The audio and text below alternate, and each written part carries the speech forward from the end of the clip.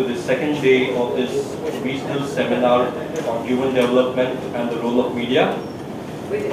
We now begin with working session 3. Note the change that session 4 has now become session 3 on how effective is higher education in creating a knowledge society. On the panel, we have the speakers, Gauri Maladnekar, correspondent, Times of India; Dr. Manoj Kamath, chairperson, Education Committee, Goa Chamber of Commerce and Industry, and senior vice president of Goa Multi-Faculty College, Darbhadara; senior faculty, Sri Damodar College, Margao; Mr. Keshav Chandra, former Secretary Education, could not be with us, and he has apologized for the same. To chair the session, we have Mr. P. Matthew Samuel, Secretary Panchayati Raj Education, Government of Goa. May I request the speakers to kindly take their seats. Good morning to all of you who have taken the trouble to come on an early Sunday morning like us. And thank you for being here. Of course, it's a situation where the audience is about 3 stronger than the panel. But we should manage. I hope that a few more people should come. At the outset, my task is to chair this session on the topic, how effective is higher education in creating a knowledge society. To help us with this task, we have Dr. Manoj Kamath, who is from Damodar College in Margao, and Ms. Gauri Maladnekar, journalist with Times of India, aptly described.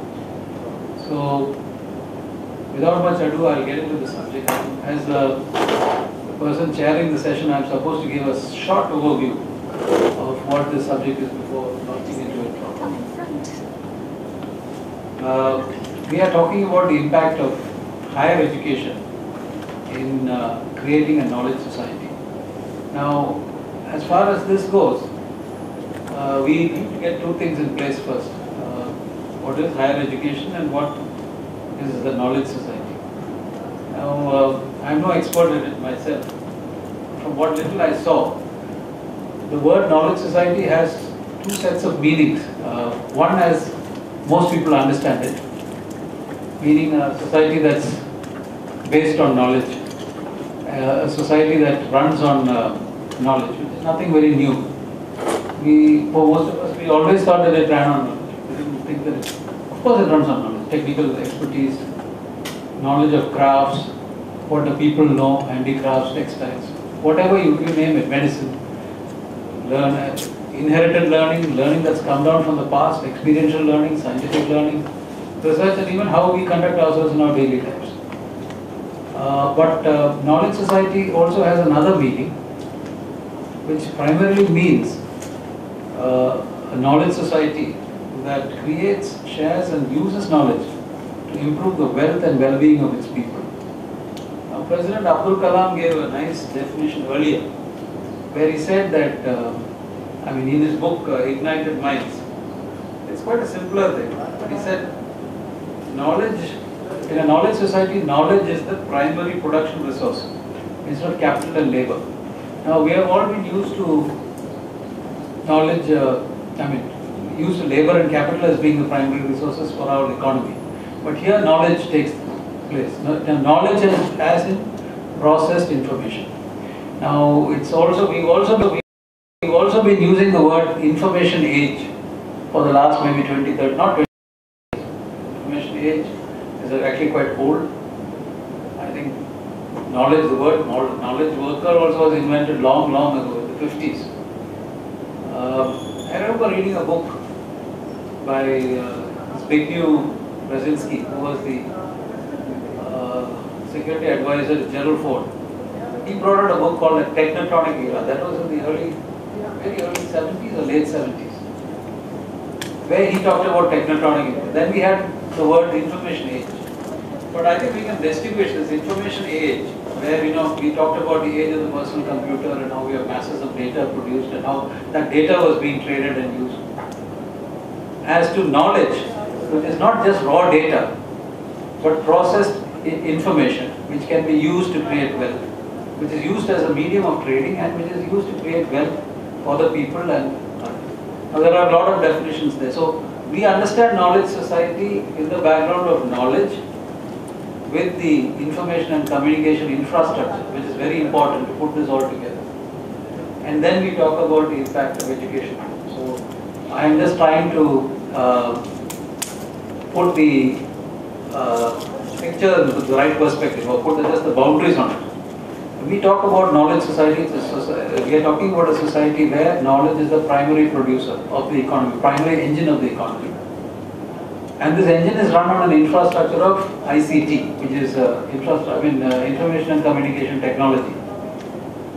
So I hope that we, with these things, and higher education of course means what comes after secondary school. We'll have secondary school also, because this whole thing, when it comes to knowledge society, it starts even much earlier now, as we can see with our own children. So with these words, with this brief overview and the subject, I would like to throw open the issue to the panelists, and who would like to start first? So as per this UGC report, 2011 report compiled by Ved Prakash on higher education trends and challenges in India, Goa has the second best access to, students in Goa have the second best access to higher education institutes in the country. There are around 25 institutes of higher education available per lakh youth in the age group of 18 to 23 years. Goa has provided the best access in the country after Andhra Pradesh in case of engineering and technical colleges. Goa also has relatively good availability of medical seats as against most other regions in India. It is among 14 states that have better access available to higher education than the national average of 12 institutes per lakh students. And as per the UGC report, Goa is among 14 states, leaving these 14 states, in rest of the states, there is stark inequality in terms of access to higher education.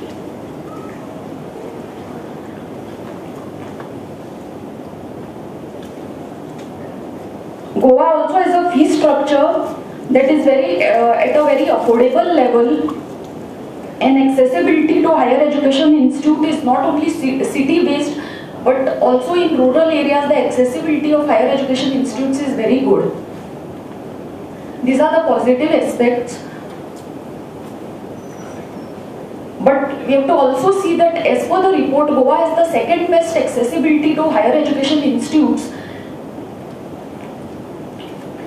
But 13% of its young population is enrolled in higher education institutes. This is far lower than Chandigarh, which is on the first spot, and 30% of Chandigarh's 30% of Chandigarh's population between the age group of 18 to 23 is enrolled in higher education institutes, and Goa, which is on the second spot, is far behind with just 13%. Now while covering the education bit over the last 6 years, I've come across that the biggest challenge for Goa in terms of, in case of higher education, has been a law that prevents fake institutes from setting up shop in the state. Now recently I had gone and I had met the head of IGNOU, Indira Gandhi National Open University in Goa. And he narrated one case to me. This is of a working woman. She wanted to pursue higher education, and what she did was she went to one of the institutes in Goa, not knowing the credibility of the institute, and she joined a graduation course. Then she did post-graduation. Then she did her PhD. Then she was doing her PhD. She spent 7 years not knowing that that institute did not even have the necessary recognitions. And one day she goes to the institute and she finds that it is just shut down. And that is when she realized that there's some problem, and she went to IGNOU And she was told that IGNOU is the only recognized institute in the only recognized center in the state which offers distance education. Goa does not have any law. This is because Goa does not have any law that that can punish fake institutes of higher education that are set up in Goa. There is no mechanism.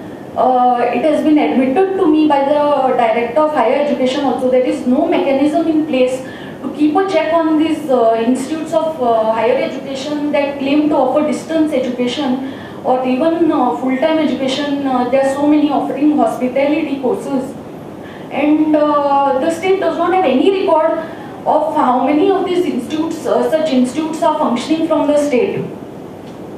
In 2008, there was this parent who came to me with the case of this IIAS Institute of Hospitality, and he told me that he was his son, after spending 3 years and several lakhs of rupees, when he went there to ask for his degree, he was refused the degree, and finally after making inquiries, they realized that the institute did not have the necessary permissions, and the boy had to go to UK and pursue his degree in hospitality and hotel management all over again.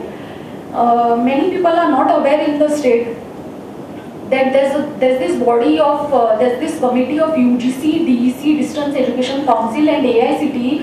This joint committee approves institutes which can offer classes in case of distance education.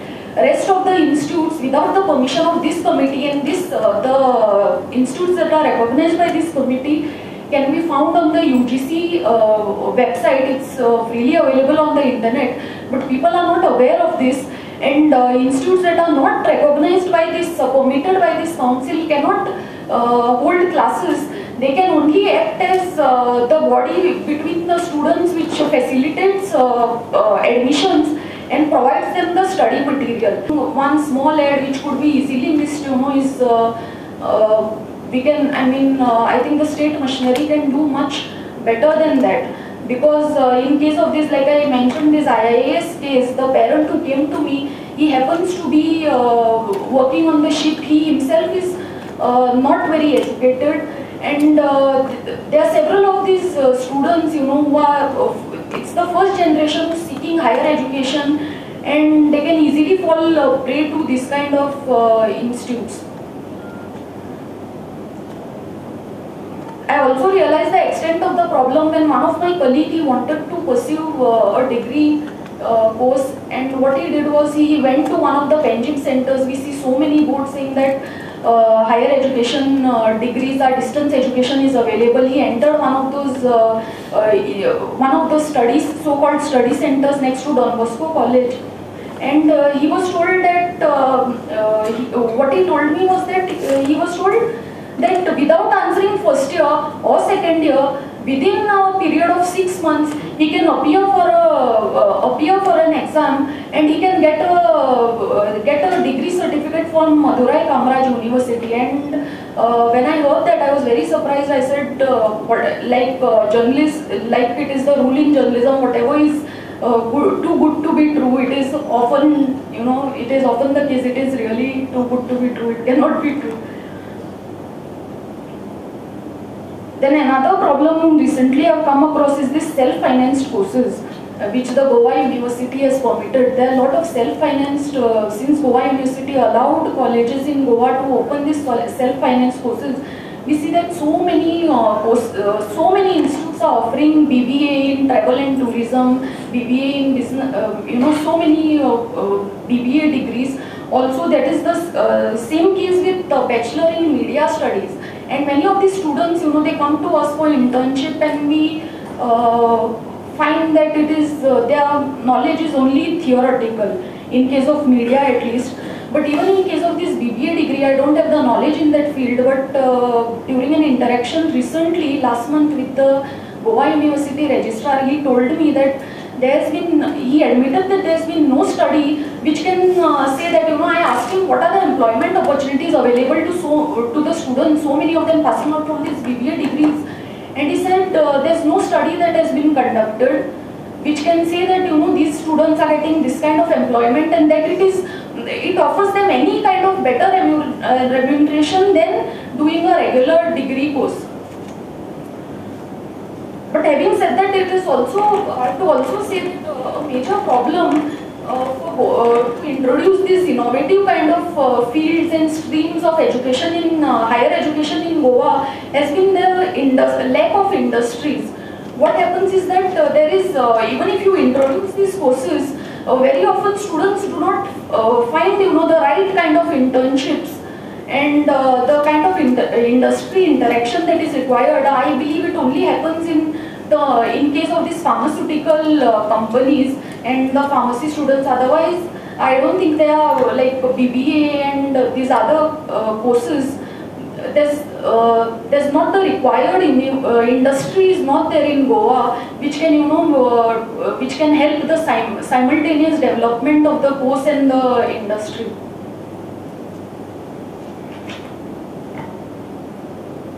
But also, recently there have been a lot of good measures that have been taken, new measures that have been taken by Goa University. Like it has introduced a statute which allows autonomous institutes to be set up in Goa, and Goa will very soon, I think, Chogle College is likely to be the first autonomous university that Goa will get. Autonomous college, sorry, and Goa University has also introduced the credit-based system of allotment of marks, and it allows a sort of a interdisciplinary approach. But I think Goa having a smaller number of students, which is more manageable, I think it can do far better, especially in terms of this law which is urgently required to prevent these fake institutes from setting up centers in Goa. Gauri has focused largely on the scenario, on the higher education scenario in Goa. And she has given us a graphic picture of how, on the one hand, access to higher education is good. I won't go into that right now. I think I'll react to it at the end of the talk. That while access to higher education is quite good, in fact one of the best in the country, actual enrollment in higher education is rather poor. That is to say, only 13% of those who are eligible, I suppose. Are you talking about a number of? Yeah. Well, does that include all those who pass the exams, higher secondary exams, or not? 13%. Total population. Yeah. Well, then it's not surprising that it's 13% because the figures of students who take the higher exams, higher secondary examinations, which are usually the entrance for higher education, college education, is rather low compared to other states. I mean, in terms of numbers, in terms of percentage of population, it might be high, but in terms of absolute numbers, it's very, very low. The other thing is that, of course, while all this is there, good access, plentiful colleges, a decent fee structure, the problem is that there are other institutes, a lot of fly-by-night operators who are creating problems for the students. With the result that they get cheated outright. Secondly, they get a faulty education. So, although she's not spelled it out, I suppose that all these factors are not exactly conducive to creating a knowledge society if we are talking of the Goan context. So, obviously that needs to be looked into. A law, she says, is important to check these kind of mushrooming operators.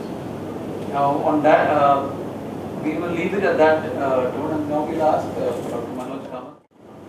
Good morning, everybody. It's my honor to be here today amidst a galaxy of scholars, and more predominantly, my boss in the higher education sector, the Secretary to Higher Education, who has an exemplary work earlier as Secretary to Ministry Department of Tourism, and its erstwhile positions in Pondicherry. Well, sir has recently taken over as the Secretary of Education and Higher Education in Government of Goa, and it's my privilege to make humble presentations here. on this particular topic, creating a knowledge society through higher education. Well, when we're talking about knowledge society as such, we have moved entirely from one spectrum to another spectrum in the past, almost in last 100 years, from a tightly controlled society, which I would term as a knowledge-controlled society, to a now a new, modern society called as a knowledge-sharing society.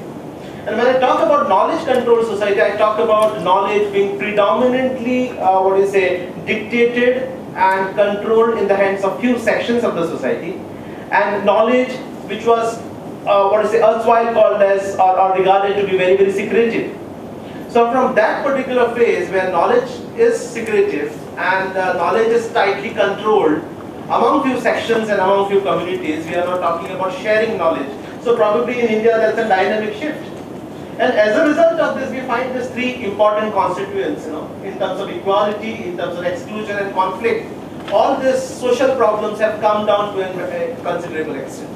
So when Samuel sir was talking about a knowledge-based society, where knowledge is shared among all and it leads to general prosperity and general well-being among the people, we talk about bringing in more of social equality, including more constituents which were otherwise left out from knowledge, and reducing social conflicts as such.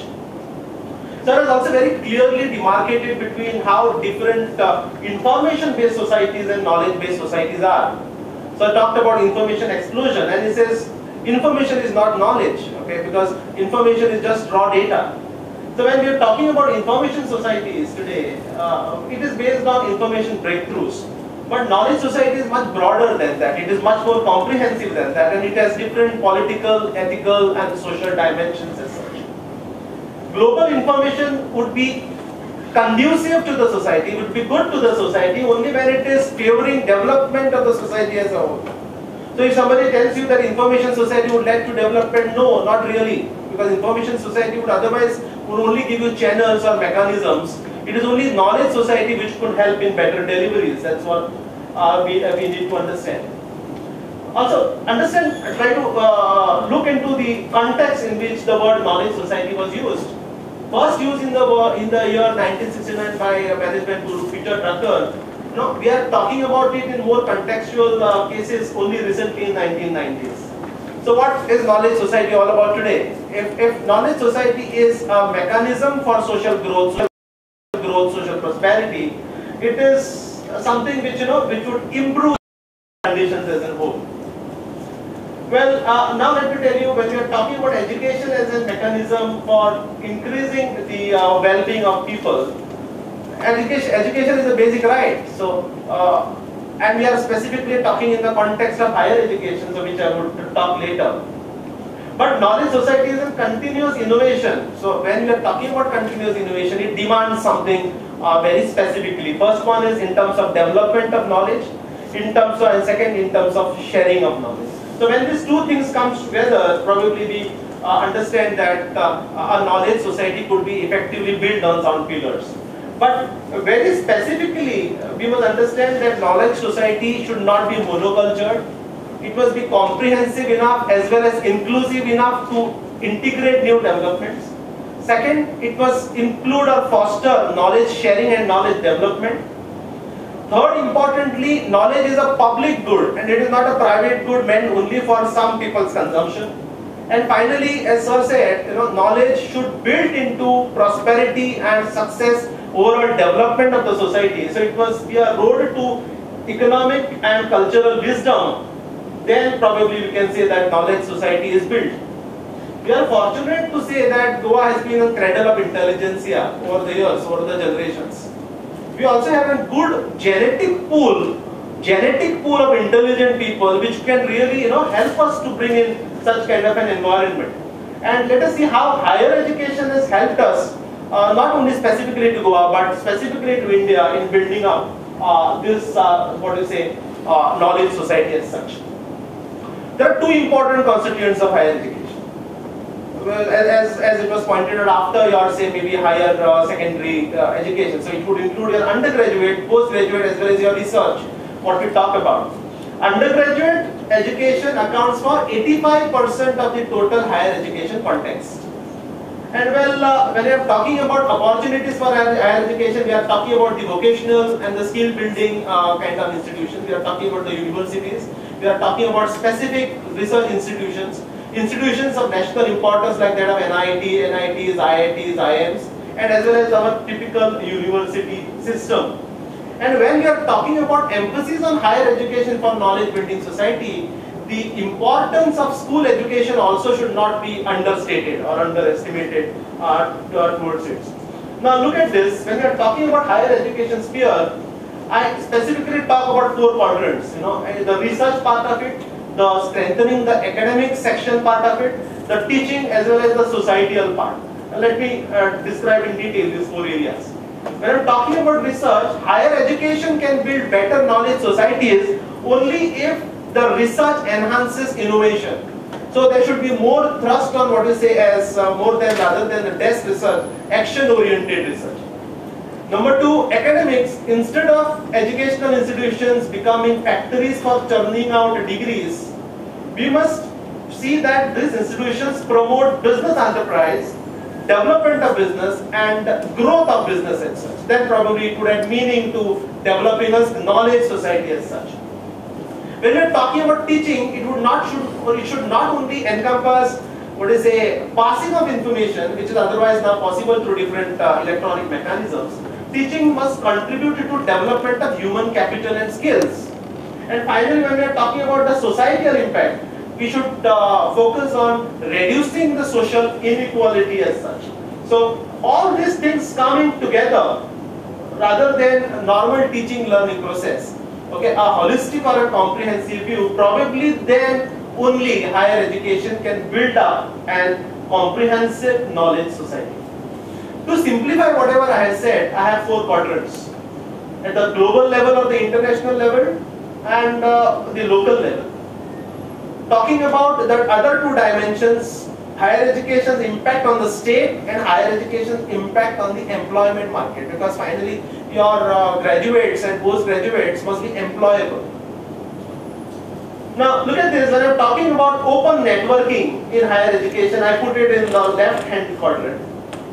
Serving the local communities because it is a state subject, okay, and also it serves, these people serve in the local as well as the national context, so I again put it in the left side, but at the lower end. New public responsibility, higher education today has a societal concerns, has to look into societal concerns and societal responsibility. So I put in this particular quadrant, in the middle quadrant, where it is a bridging gap between the roles of the state, okay, and the opportunities in the employment market. And finally, higher education, which has to transcend global borders with the advent of GATT and the general agreements on tariffs, rates, and trade in services. Let us look this into detail. The first part is, as I said, open networking. When I am talking about open networking, higher education can build comprehensive knowledge societies only when there is international collaborations and networking among the scholars, among the students, among the institutions and all actors of the society. Second, we must also try to facilitate to some extent better mobility, not only between the courses, between the trajectories of the institutions, but also bring into what is a technologically enabled teaching learning process. And finally, the exchange of information must be free, in a sense, not only in terms of making it free and reducing the fees, but without any kind of barriers or without any kind of barriers to communication. So, there is a need probably for international collaborative research, having open access to research. All these things would build in something called as open networking. Next, when I am talking about the regional as well as the state, or bridging the gap between the local markets and the duties and the responsibilities of the states as such, probably all the institutions must also focus on something called as the national, regional and the local missions. So if Goa University probably is not tuning its courses to the requirement of Goan economy, then probably the basic purpose of the existence of Goa University is questionable. So in that terms, probably we could also look into funding opportunities from local governments and local businesses. But now you see that almost 100% of the funding comes from the local governments, and probably no particular institutions as such make any kind of an effort to get funding from the other constituents. Earlier, higher education was to the greater extent, or education as such to the greater extent was through the benevolence of. Now this benevolence of social dependence or public dependence has reduced considerably, and then we have become 100% government dependent to an extent that almost 95% of the grants are used only for your local maintenance, leaving no scope for you for further development and innovation. In terms of institutional autonomy, market forces, deregulation are these kind of spheres which would come to light now after the advent of GATS, meaning General Agreement of Trade in Services, where probably higher education would be much more accessible and the institutions would be competing for diversifying, and the public accountability systems in terms of institutional accreditations and stakeholder participation would be enhanced. Finally, if you want to build the higher access to people into higher education, probably this is what I'm talking about. See, again I have two quadrants here. In terms of the complexity of the activities, we have low and high. And in terms of what are the various interventions higher education institutions do, I classify into two parts. The normal or the basic ones, which you have to do anyway, they are probably called as transactional, and the transformational, meaning which are the new activities which you will have to take up. And now you know that any particular higher education does three activities, as you know, teaching and learning number one, innovation and research number two, and social mission and social engagement in terms of accepting and delivering social responsibilities. Now I put these three important missions of higher education, teaching, learning, research, innovation, and social mission and engagement on a particular quadrant where it could be described as complex, highly complex or low complex, or whether it is a traditional function or it must be suited to a modern function. So look where our normal functions come, teaching, workforce development, etc. From now, there has to be, we have to move from transactional towards transformational. In terms of research and innovation, the complexity is low, but now higher complexity would be when we are trying to do some international collaborations for research, etc. In terms of social mission, etc., those intervention types are low, but probably when it comes to regeneration of physical and capital projects, the complexities would be high. So these three classifications and these three bubbles, these three different types of bubbles tell you that now higher education would move more towards doing transformational activities rather than your traditional transactional activities.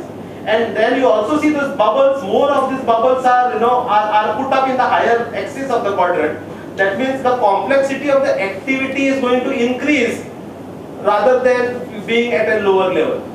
What I am trying to say is that higher education is no more what it was earlier. Probably now we will have to include more of transformational activities rather than doing your basic transactional activities of teaching, learning. So this overall increases the complexity of the activities. And when we come to and when we think of higher education as a medium to increase social awareness, economic development, and fulfill societal goals, probably all our higher education institutions who are into the sphere of higher education will have to move from the left hand quadrant towards the right hand quadrant, also remembering that we will have to take the new levels of risk from low towards high. Now I will show you some some figures showing quantitative growth. The first part of the chart talks about the gross enrollment and the number of institutions. We see in terms of gross enrollment in higher education, I'm sorry, the colors which I have used are not compatible with the screen. The first and the second chart shows that the total number of institutions which have come up in last maybe 10 years, there has been a constant compounded annual growth rate of between 10 to 12%. The second figure shows the enrollment ratio in higher education in India is again increasing to the extent of 11 to 12%. So in terms of number of colleges, we have a compounded annual growth of 10%. That means in every 5 years we are doubling up. Even in terms of enrollment or bringing new students into the fold of higher education, we are better off. In terms of the higher education sector size and growth, again the compounded annual growth rate in last 5 to 6 years is again to the extent of 12%. In terms of, when I'm talking about the growth, I'm talking about growth measured in terms of US dollar billion. So this all shows that quantitatively we have done a very good work in terms of increasing the reach of institutions in the country, in terms of bringing in new students into the higher education fold, and also in terms of the size. When I'm measuring the size, I include the public as well as the private participation in higher education. But there are some constraints which we need to understand, which are possibly limit our reach. So if you say that the growth rate has been say 12% and head-to-head and compounded annual growth rate in terms of number of colleges, in terms of bringing in new enrollments, and in terms of the market size of higher education, what stops us from bringing in or from being economical or knowledge superpower or building a better knowledge society? I have identified some typical elements of higher education today as such. First one is in terms of the uneven spread, meaning there has been growth in terms of numbers, but whether this growth are justifiable in terms of its spread. Second, in terms of its employability. Third, in terms of its public expenditure spendings. Fourth, in terms of gross enrollment ratio. I told you that gross enrollment ratio has been better, meaning compared to the past, but not better compared to other developing countries. And finally, about its uneven expenditure spending, where exactly higher education institutions are spending their money. Look at the present status of higher education in India. 45% of the institutions are state universities, 21% are private universities, okay, only 7% are central universities. Okay, that it seems good that the state is actively involved, different states are actively involved in promoting higher education as such. But in spite of all this, in spite of these good numbers, what I am trying to say is look at the institutional density. Institutional density has increased from 10 to 14 institutions per 1000 square meters of land. But look at it, there are some clusters which have more than 10,000 square meters or up till 1 lakh square meters of land where there is no institution of higher learning. What does it say? It talks about high concentration of higher education institutions only in certain developed areas. Best example is you go to Pune and Bangalore, every particular 100 meters you will find an institute of better quality institute of higher learning. And then you go to some other place which is distinctly different, and that is in the northeast, and then you don't find any particular good institution which is worth mentioning the name. So in spite of the good number what we are talking about, 10% to 12% compounded annual growth rate, the growth has been skewed only to some part of the economy. Look at the second part in terms of its employability. Though we are churning out numbers, whether our graduates, postgraduates, our research scholars are employable, and whether the industry finds it fit to employ them. Now, if you look at the trend of all IT companies, for example, in spite of having the best of IT educational institutions in the country, why do all the top companies which are operating software companies find the need to retrain their employees? Even before you are employed, you are sent for 6 months of training.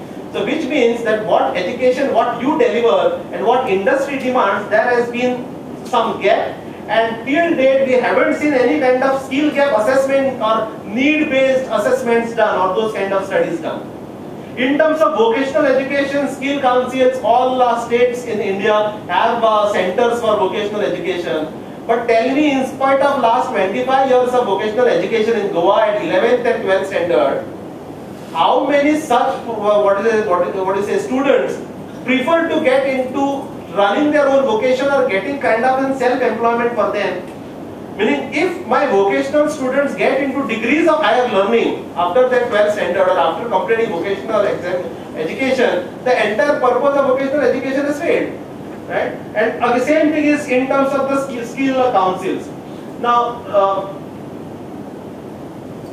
look at this, the third part, in terms of expenditure on education. What is the public expenditure of education? Now, the first part of the chart, on the left hand side, you see something in yellow or green with the color changes. The education expenditure as a percentage of GDP, how much are we spending? If you look from 1951 to maybe 2011, we are spending well enough, from 0.64% of the GDP to almost now 4 to 5% of the GDP.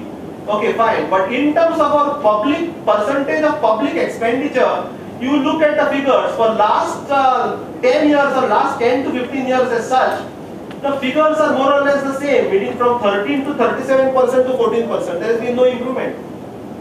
Even though we say that we are spending now almost 4 to 5% of our GDP on education, when we calculate the educational expenditure as a percentage of the total public expenditure, we are not doing great enough. So what is it? Second part is expenditure on education as a percentage of GDP. On education and higher education, you again find a starking difference. Meaning on education we are spending to the extent of 4% of our GDP, and compared to that on higher education we are spending less than 1% of GDP. And now we are talking about building a knowledge society on the basis of the foundations of higher education, institutions of higher education. So this is what the reality is.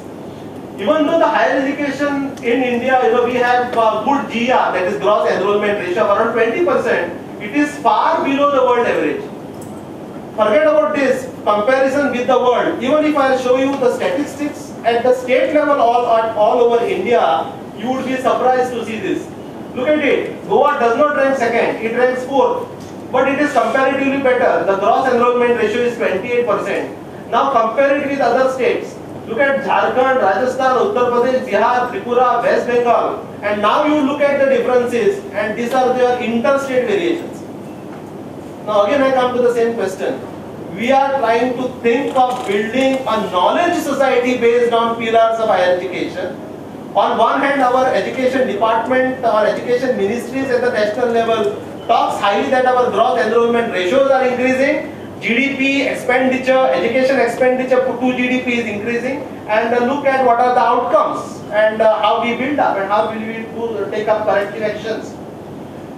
I've done some elementary study on what is the expenditure pattern, how are educational institutions spending, and this is generally what is your even our Goa University is doing. Less than 5% of the total expenditure goes into development expenditure in terms of new investments. 95% of their expenditure is only in terms of their maintenance. Out of that, 75% only goes in payment of salaries. Okay, so more or less this is the same state around the country.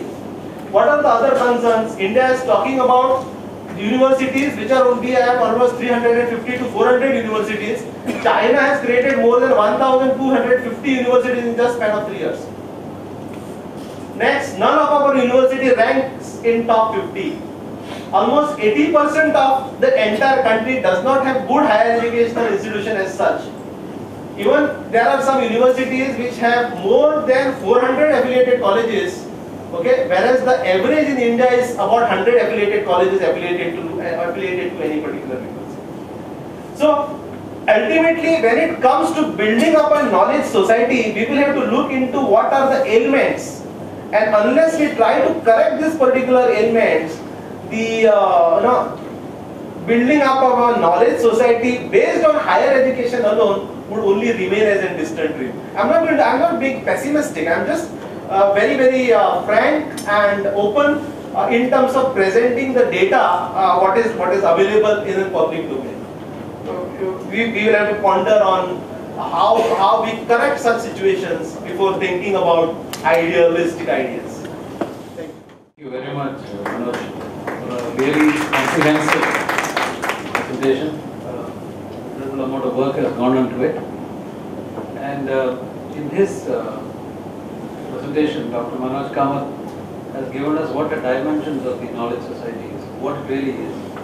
And now, as you have seen, it's not simply about knowledge being used as a primary production center, primary production indicator in an economy or ICT, or there are also ethical, social and political aspects to it.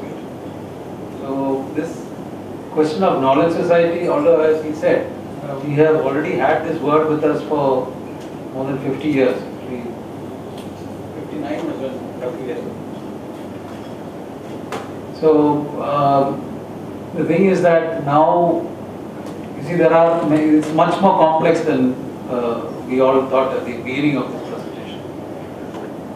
Manoj then went on to show the situation scenario as far as higher education in the country as a whole and Goa in passing is concerned. And what he has tried to make out is that the kind of development that we have in higher education, we are not really ripe for a knowledge society, nor can we say that higher education will be an effective forum here in Goa for a knowledge society as of yet. Now, the thing is that I think that I have to step in some places and fill a few gaps in our understanding or elaborate on some of the important points that Manoj has made. So on the one hand, she has told us about the scenario of higher education in Goa as it stands today. He has shown us the scenario of what the knowledge society is supposed to be about, what are the changes that it brings around the teaching, the structure and content of higher education, and what the situation scenario in the country is. What I'd like to just add here is that basically, the thing is that as far as the factors contributing to society, growth society, is the growth of information and communication technologies. I think one has to say, all this works on this communication, the infrastructure on which it works. Just like you have teachers and classrooms in a normal education system. In a knowledge society, what counts is your information and communications infrastructure, connectivity, broadband. How can people talk to each other, or how does this knowledge pass through? The knowledge moves through computers. That's how you can have such vast quantities of knowledge. For example, I can tell you, I mean, let's be honest. Today, compared to what we were when we were students, we are asked to give a talk on a topic. We can do it in 2 hours today because of Google and things. It is not possible to do that in the past. Simply not possible. You have to go to a library. With your luck, half the books will not be there. Then you have to climb shelves and find them because the books are kept in different parts of the library. Pull it together, read it, and then try to understand. It of course did provide to a certain depth of knowledge. Today one can do all this in a flash of a second. And that is what the information society and that is what the knowledge society is all about. Knowledge of the whole world is available to you at your screen, in front of your screen. But that screen is important. Without that screen you can't do it. So infrastructure is important. So when you talk about a knowledge society for a country or a state, you have to talk about the readiness of the infrastructure. So that's one thing that we have to look at this. The other is the social theory relating to this knowledge thing. Knowledge is a potent resource. It's used as a means of production now. It's the medium of trading. It's on which money businesses are made. Take anything that you have today, Yahoo, Google, or your businesses which run on the internet, 101 the app industry. All of this works on knowledge, and there's money generated. But then when we talk about a knowledge society, we talk about an ethical and a political and a social dimension to it. And that is what he touched on quite importantly.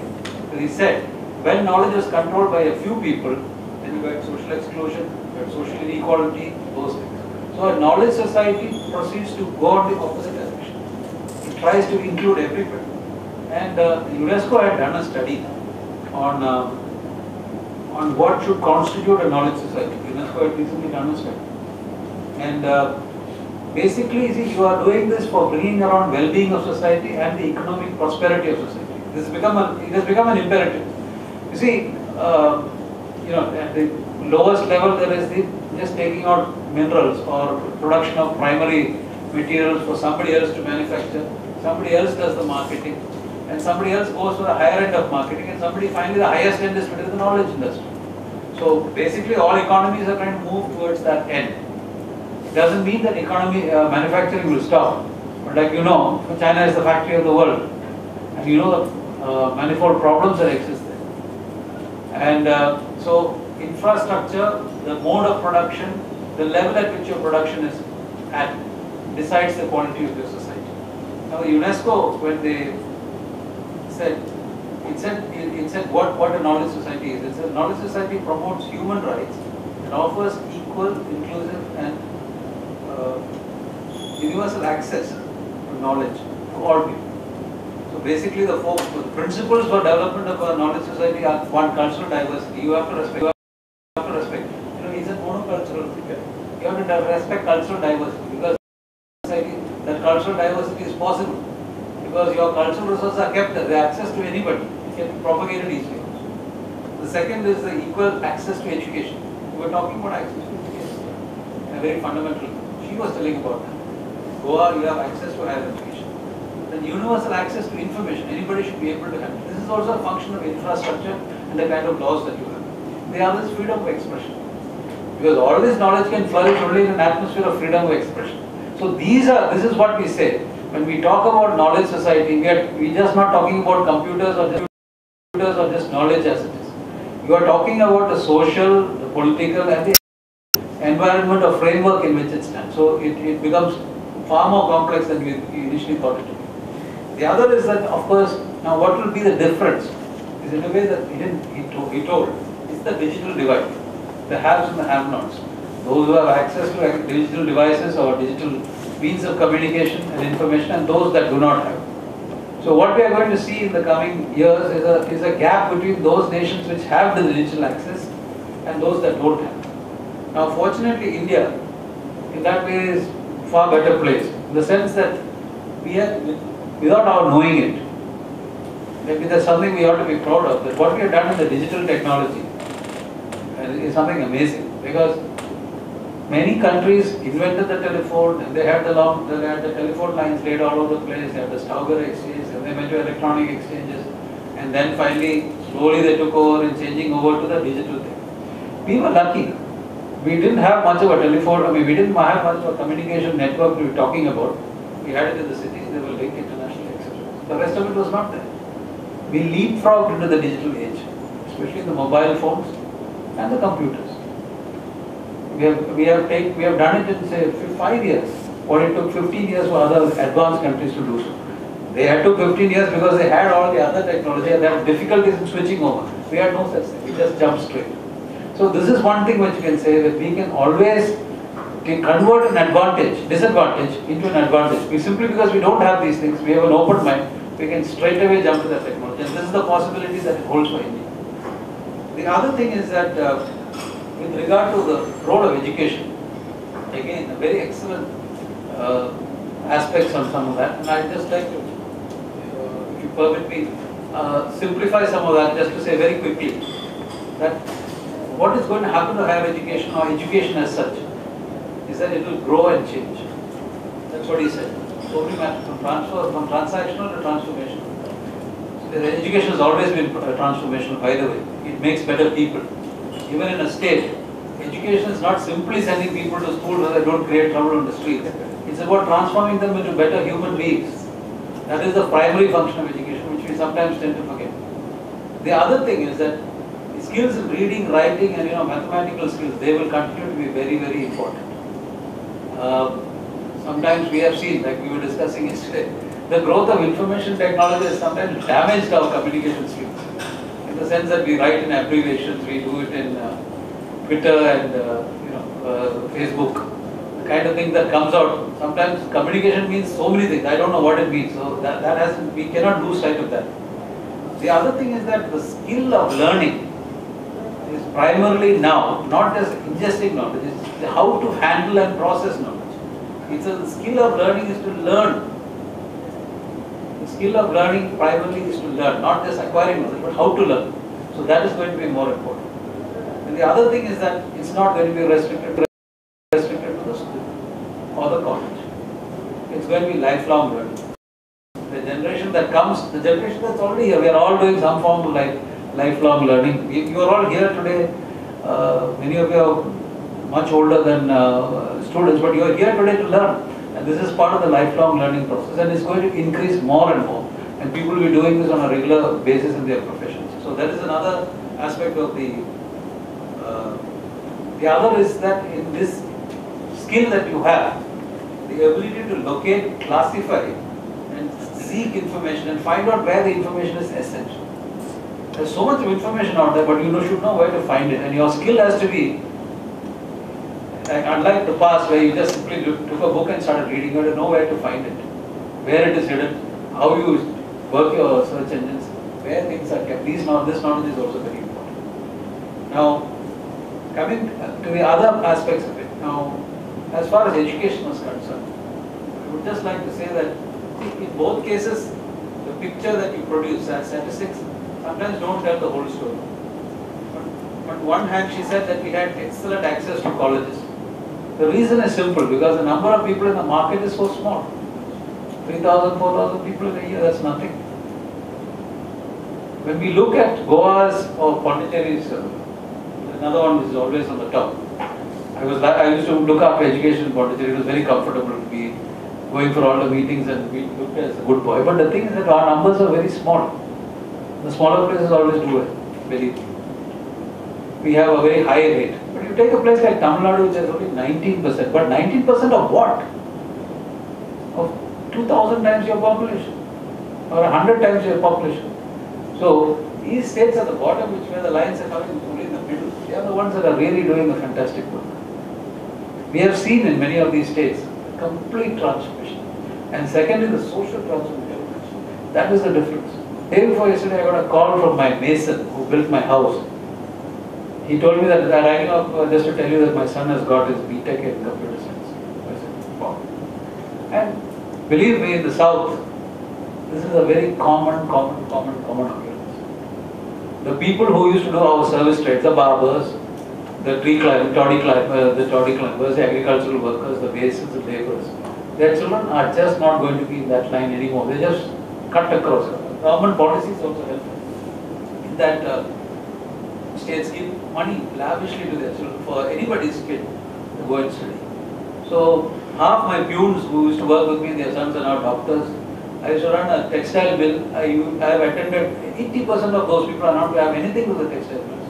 I have attended marriages of people who have done their PhDs, or doctors, or engineers, and they are not in this country. This is the social engineering that goes on. This is how social capital is built up in a country. And in that respect, I have to tell you, Goa has a long way to go. There is a sense of contentment here, which is really disturbing. See, the thing is, you used a word which slightly disturbed me. You said you have the genetic capital. What do you mean by that? Genetic capital means that you think that only some people have the genes to be bright. Oh no, it's completely changed. If it's true in Goa, then it's a matter of great concern.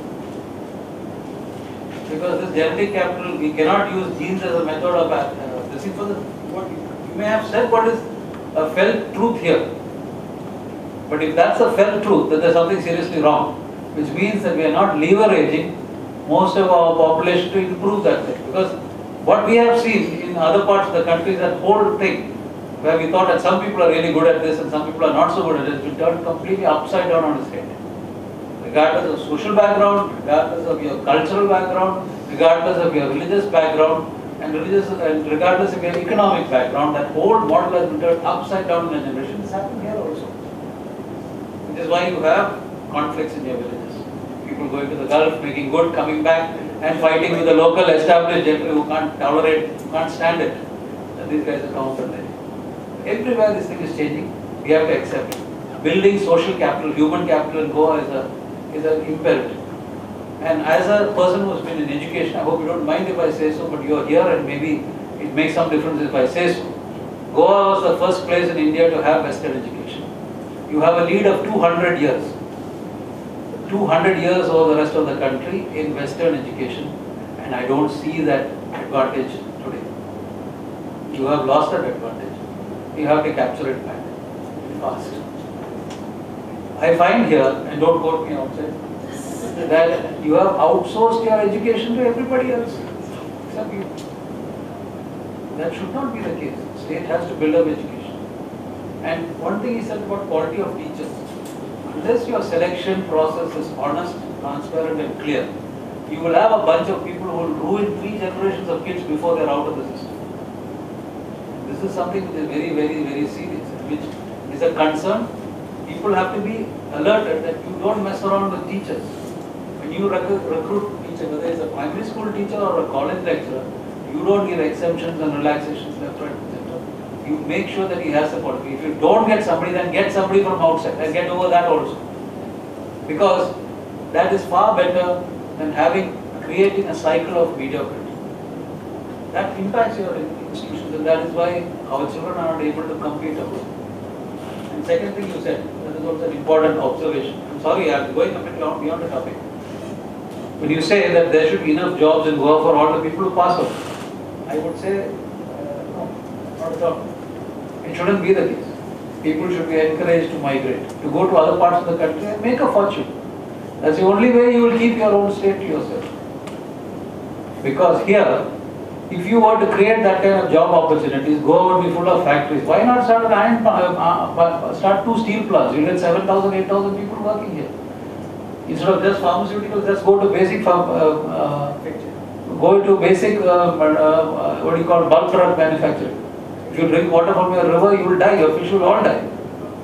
If you go to Vapi in Gujarat, there's got plenty of employment opportunities, by the way. It's the most polluted, one of the most, Hazra Vapi area is one of the most polluted areas in the whole world, not only in India. You can't live there. Your lifespan is definitely guaranteed to be cut short. There's plenty of opportunity there. Oh, ship breaking, let's do ship breaking. You'll have asbestos, you'll have all something. All ideal for that. But your government has not taken that view. Because for Goans, something else is important, their quality of life. When you have this quality of life, you have to make a compromise with what kind of employment you can get. And therefore, what you should try to do here is create quality education where people can compete with the best anywhere in the world. It has happened. When you were under the Portuguese, you did that. Why can't you do it now? You held your own. You ran the bureaucracies in Kenya and Mozambique, you name it. Every place, every Portuguese colony which was very far away from Portugal, you ran the show. Now why are you scared of that now? You have to go. The point is leadership can be taken, and there is no shortage of it anywhere outside. You see, Goa is doing extremely well outside the country. Outside Goa.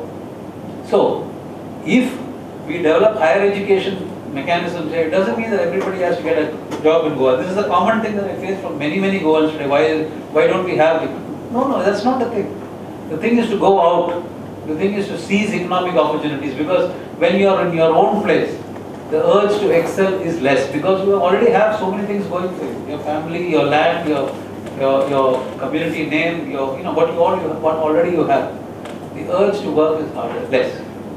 Migration is one of the best things you can do for everyone, because it creates a sort of drive to prove, to come out on top. And then when you come back, you can always make sure that your land belongs to you and not to somebody else who will come and buy it at a higher price. So this is the way. I'm just linking this up. The other thing is that when coming to a knowledge society, the thing that he said, that you can't have a system where, we are not ready for the knowledge society. Let's face it. Whether it is the digital revolution, whether it's a mobile revolution, whether it's just people having a good lifestyle or a good standard of living or poor standard, India has everything. We are right from the Stone Age, right to the modern age, everything is here. And let's face it, we are not going to go into either the industrial revolution or the information revolution or the knowledge society altogether. We are going to go there. Some of us are going to still remain there. There are going to be people in Bastar. There are tribals there also. Stone Age tribals in the Sentinel Islands where you can't even go. They will shoot you or eat you. So you are going to have all levels of development in a society. That's the wonder that we are. But that doesn't mean that we shouldn't try. Because knowledge society, some parts of the country are going to attain that. Already places like some of the metros have already seen that. Some states are pushing forward. And I would like to say, we are also not really lagging behind. We have. You see, the government has given laptop computers to children. To some it might look like a populist measure. But actually it's a serious business. It is familiarizing themselves and creating an aware and a competent ICT population. They can handle information communication technology right from the young age. Sometimes they laugh at us in other states why they are giving computers in UP when there is no electricity to run the computers. But all that apart, this helps. Today, children in 8th standard, 7th standard, I think, have handed tablets. They are learning how to use it. They come preloaded with software and they can be handled. And the other thing is that we have broadband. Many of people may not go and go there, but we have broadband connectivity in a level that's not seen in any other part of the country. We have the Goa Broadband Network, which is operational in 2009. It connects about 12 taluks. All your village panchayats are connected. 225 office buildings are connected. 1,200 government offices. 500 plus schools have direct connectivity on a very high speed optical network. It's a dedicated optical network. It doesn't work on the telephone department. They have laid these cables. The last mile connectivity is the problem. That is the thing that has been sorted out. But you have a very high speed. The truth is, none of us uses it. Even I don't use it. We have IP phones in our office. Sometimes it rings. We don't know who's calling, what it is, but it's there. It has to be used. So this is like sometimes we have maybe gone 3 steps ahead without knowing, without the rest of it catching up. Maybe an example of some sort of overexcited planning, but it's there. So we have the necessary ingredients here, and if our education systems move up to that level, then we are hopeful of bringing. There is still a long way to go. I'm not saying that it's done, but many of those ingredients are there, and we can work towards it. And with regard to what he had said, even if you don't have courses, institutions of higher learning coming up to the mark, because these are problems that we have everywhere. I mean, that you spend most of your money on salaries. What else can you do? People have to be paid salaries. Otherwise, there's very little employment again here. Now, as far as salaries and other things are concerned, we are there. But for the students, you are worried about how people are getting cheated. Actually, there's 2 sides of it. One is somebody wants to cheat you, and secondly, you want to get cheated also. It's really the truth. Because putting out ads in the newspapers about fake universities and fly-by-night operators is standard throughout the country. People also want to take shortcuts. I know many of these people who go to these courses have been told when they go there, don't worry, you'll pass, we'll give you a degree. I mean, if you go to the internet, they will make you president of a country also. They will give you a certificate saying that you are president of a country. They say, we have created an island there for you, and you are the president, and for life also. You get all sorts of things in the internet. So people should not be so naive. And not only naive, some people are looking for shortcuts. Because there are organizations where we clearly tell them that it's not recognized, still people go and join. Why? Because you can get your engineering degree in 6 months' time. Those guys will come and sit in the hall with you and help you write your answers. They'll give it to you, then they'll give you an MPhil after some time, and then they'll give you a PhD also. And many of these operate, and there's a whole industry. There are states which have very liberal laws on setting up these places. Right now it's Jharkhand. Jharkhand is the flavor of the season. I think Sikkim or some other places. So all of them now rush there because the other states are closed in. It's true that we should have penalties too. We should make a law. But proving this is pretty difficult. Because when there's an element of contributory, you know the thing, there is enough warning, but you still go ahead. Coming to the other thing is that there are massive online courses, MOOCs. Open courses, massive online open courses. There is a website called Coursera, Coursera. You go there, they will tell you what are the latest open courses going on. Some of them just give you a kind of a statement that you have done it. If you pay $60 or $70, they give you even a small degree. Put that out. It's part of the way they make money. But many reputed institutions are there. In any case, places like MIT, Carnegie Mellon, Harvard, Oxford, they give free courses. So if people really want to update their knowledge, they can go. They may not get a certificate, they have to pay a little more for it. But these things are all available, and this is where the real explosion in knowledge is going to take place. So with these few words, what I'd like to say is that a knowledge society is far more complex than what we thought. There are many aspects to it. There are economical and social and ethical aspects to it. But it is something that we have to be aiming at. And as far as educational facilities are concerned, as far as Goa is concerned, right now I won't say the situation is satisfactory. But we have elements of the infrastructure and policies which are put into place, which in the medium term should start yielding results for us to move towards this idea. And for us, it is better to look at the state of Goa more towards a knowledge society than other forms because of the very peculiar nature of the state and what the people want, the quality of life that the people want here. With these words, I would thank all of you for coming and spending time with us. And I think we have time, it's 11. We started about 10:45. We have about 15 to 20 minutes for questions and answers. It's basically an agricultural society, and if all the children are going to go and do high tech and everything, who's going to make our food which we are going to eat?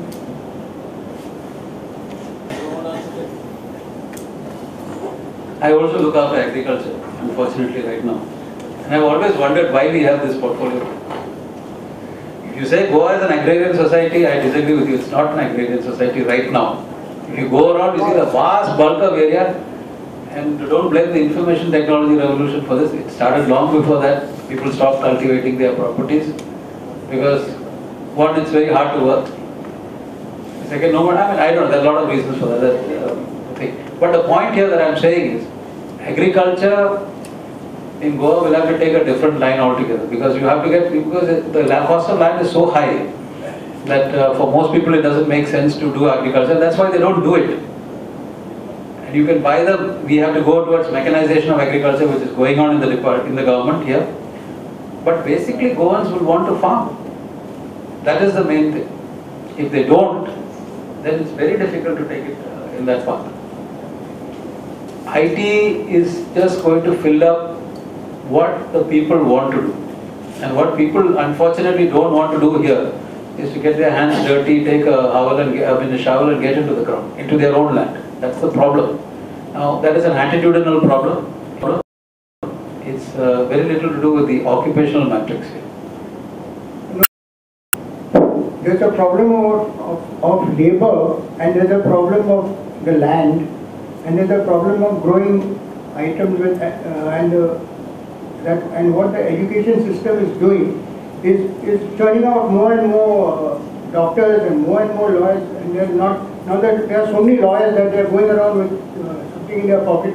There are too many of these people there, and what about the basics? After all, we have to live on land, and we keep on polluting this place, we keep on putting more and more vehicles on the road, and it goes on like that. It just keep on going. And then, No, I mean, and we are killing ourselves by doing all this. So I mean, no, I share your concern completely. I'm amazed that such fertile land can be left like this. Ultimately, there have to be a lot of policy. They are actually doing that. The government is trying its best. The government is very concerned. Agricultural production is dropping in Goa. Labor is the primary problem. We have to shift to a more mechanized and a more, more remunerative form of agriculture, which will give you a higher return to justify the kind of cost that you're going to put in. This is a process that is going on. I very much doubt whether that will really bear much fruit. But this has to, unless people, you have a movement where people say get back to the land, at least grow your own vegetables if you can. If people start doing that, that will be a great help. I'm sorry, I don't have a ready solution to your question. Dr. Manoj's research, he pointed out exactly what is the problem in education, and the conclusion is a failure in higher education. It's a failure, as he pointed out. Exactly, Gauri madam also what she pointed out. Now let us come to actual human development part of it. Role of community media in mainstream media. Nobody is taking action on that, and that is the reason we are having a product, that is students coming out of universities and colleges not employable. I'm a technical person. I said the engineering colleges product cannot be used in the industry. So government should do something for that. And Goans are very happy to migrate also. Migration is not a problem. Only in IT people are going out. What about the other? And engineering colleges are mushrooming. So many colleges, no standard. If I see, if you just ask an engineering, any country where education is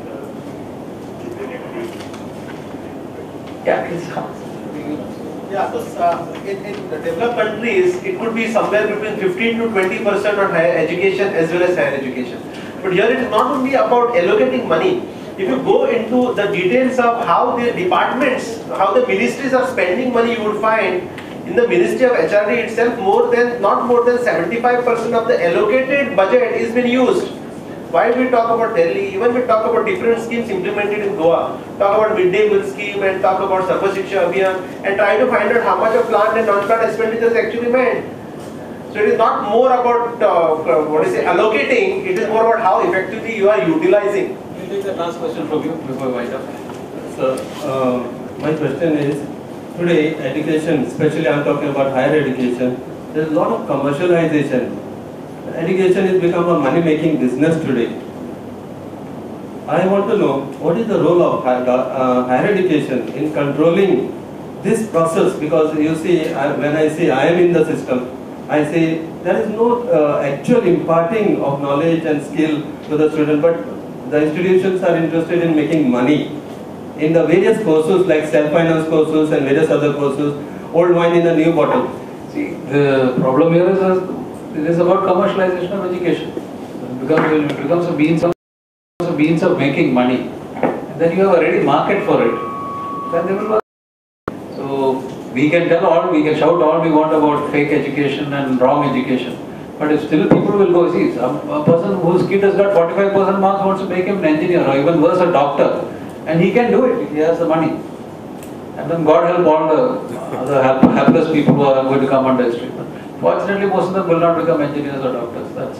Nature has its own way of taking care of these things. But you see, the thing what you are saying is we need to have stronger legislations. That's true. And that's something we have to work on. We can't just say that it's up to the buyer to beware. We have to be careful. With these words, I would just say that we are already running late. I never expected that it would go on this long. And I would like to thank both the panelists for contributing to what has been a most interesting, and I thank you for your interest in this subject. Thank you.